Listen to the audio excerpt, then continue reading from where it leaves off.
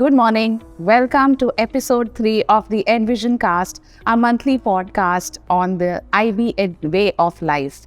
Today we have with us Mr. Ian Davis, and we're going to talk about the careers and university admissions that we've had in Garodia International Center for Learning. Mr. Ian Davis is the head of school of Garodia International School and the dean of Garodia International College. Thank you for taking the time to talk to us. Good morning, Ms. Deepa. And it's a privilege for me to be in the company of someone so experienced in the world of undergraduate admissions. So thank you for this opportunity. Thank you for your kind words. So we've had yet another successful run with our university admissions. So we've had some amazing outcomes. So do share with us your insights on how the trend has been with the 2023 batch. I think that our pleasure as teachers and leaders is immense this year. Yet again, we've had top-rated institutions in America, Canada, UK, all over the world really, offering our students fantastic places. In some of them in the top business schools, some of them ranking highly in psychology, engineering, and so on. And this is because I think we put a great emphasis on the pastoral and career education program in our school. Right from the first day that they come into the school, we have lessons with them about preparing and planning for their future. So in a minute, we can talk about that process a little bit more. But even more heartening, and I know that parents really love this, many of our students, over 90%, have gained scholarships to attend their universities. That is so wonderful. It's giving them the opportunity to broaden their horizons and attend university overseas. Something that many of us, when we were young, never had the chance to do. Absolutely, I couldn't agree more. In fact, it's very heartwarming to see our students become so successful. But just as a school, we've always encouraged direct university interactions with our students. So we've arranged for university fairs to be held at our school, where students get a chance to interact with the university representatives directly.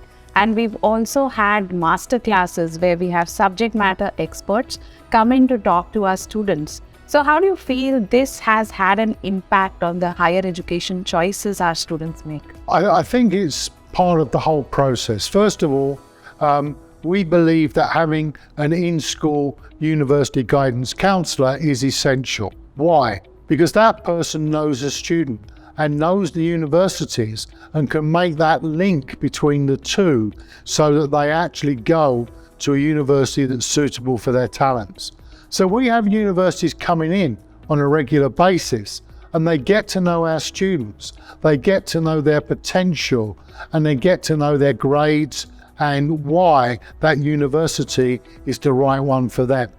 So for example, we have universities talking to Ms. Deepa, our university guidance counsellor, saying, do you have talented students for engineering? Do you have good students for mathematics? And we can reply, yes, we have the people that you want for your university. I think when a university comes in, they come in with experts. They bring in someone who can run a masterclass, for example, on how to write your CV, how to write your application for university, how to present yourself and your profile as a student beyond just the mere grades that you're getting at university. Let's take this a bit further. Universities no longer look at just simply grades. They want to know about the whole person. They want to know about what makes that student special and stand out from everybody else who makes an application. That is vital. So we spend a lot of time with our students. Ms. Deepa and her team spend a lot of time developing these characteristics, this profile of young students, so they have confidence that when they apply to university, they can answer the questions that the admissions teams are looking for. But also when they meet the universities, when they come here, they're talking to them one-to-one and they're making an impression. And I know the universities go away and say, wow, that student from Garodia is someone that we must remember. I can give you an example of this. Last week, I was with our partner university in America, Broward College, and the representative from San Diego, California University came straight up to me and said, "We have one of your students coming to us next year. We've offered them a scholarship because we've met them, we know the school, and we're looking forward. What can we do to help that student make the transition? What can we do?" So here I am in America, in Florida, and that university has come to meet me simply to talk about one of our students and the impression that they've made. That is the personal relationship that we've managed to build with universities that is critical to getting acceptance. So that links in, I think, to what you've been suggesting about the masterclasses and the university fairs that we've organised. Absolutely. And in fact, we have a robust and very structured university guidance curriculum, which takes our students through the entire plan right from the beginning of their grade 9, which starts with profile building and then culminates into university acceptances. In fact, there's so much of talk about global rankings, and you have these QS World Rankings, you have Times Higher Education Rankings, which give us global rankings of universities. And we also have national level rankings like your Guardian rankings for UK, for US News, and also NIRF for Indian universities. So there's always been a trend towards students choosing these high-ranked universities as against the best fit universities for them. But now we've seen a shift towards students actually taking the best fit choices rather than going with just rankings. How do you feel this impacts the student lives? I think you made a good point about best fit rather than just going for number 1 to 10. Because sometimes if you gain acceptance in numbers 1 to 10, you actually do not do as well as if you go to your best fit university. What do we mean by best fit? Yes, of course, we're going to get you to the best university in terms of rankings that you can get to and what your potential is pointing towards. But that also means us working with students and families to understand the type of environment in which they're going to thrive. My daughter, for instance, she would not have thrived at a top 5 university, even though she got the scores to go there. She needed to go to a university with a smaller student population, with a strong pastoral care, who looked after international students and actually wanted her to come so that she could contribute to the student body there. When she got there, she thrived. She was not a small person in a great big ocean of other fish. She was someone who was respected and valued from the first point. And that's what one aspect of being best fit means. Sometimes best fit is not necessarily, dare I say it, going to Harvard or Yale. It might be going to a liberal arts institution where there's a focus on that subject that you're best at. Best fit also might mean what is the career potential of students from that university. All of our students are going to best fits where they've got a higher chance of employment after graduation. That is very important. What are the universities that have links with business institutions? What are the universities that give internships to our people so that when they graduate, they know they've got a job coming at the end of it? So best fit is very important. And that's what a lot of the time Ms. Deepa and her team do when she talks to the parents. Yes, we have our students who are academically number 1, who go to these top ranking universities.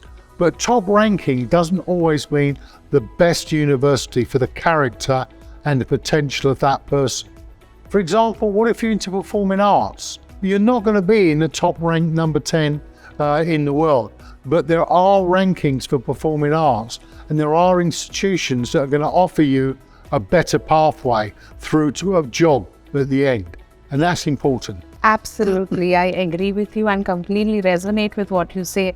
Any university which fits the student priorities and where the student gets to thrive, I think I would say would be the best fit. Absolutely. I think this is also quite frustrating for us sometimes, because we have students who go to Oxford or Cambridge for interview. And we had a student last year who was #1 in the world on the IB program. And he got acceptance into those institutions. He got acceptance into top ranked institutions in the USA and Canada. In the end, he chose to go to Hong Kong University, which is still very highly ranking for business. Why did he go? Because they had professors and lecturers who are business people in real life. They're not just academics. He chose to go to be tutored by someone who is running businesses at the same time. He also chose to go there because they gave him a very nice scholarship, which is always very important. But he went to Hong Kong because he knows that that's one of the key business hubs in the world. So he's got internships with some of the most amazing companies already, like Ernst & Young, to work forward to in the future. So best fit for him was not, hey, I'm at the #1 university in the world. It's I'm at the university where I'm going to gain the most from the people that I'm working with. Absolutely, and he stays in touch regularly, and it's really heartwarming to see all the new initiatives that he's taking in college and making us proud as his alumni. So one last question before we wind up. What message what advice would you give to our batch who's passing out, ready to embark into their career journey, a completely new pathway for them right now in life? It's difficult to have messages that are always apt, because life and the world of careers is changing very quickly.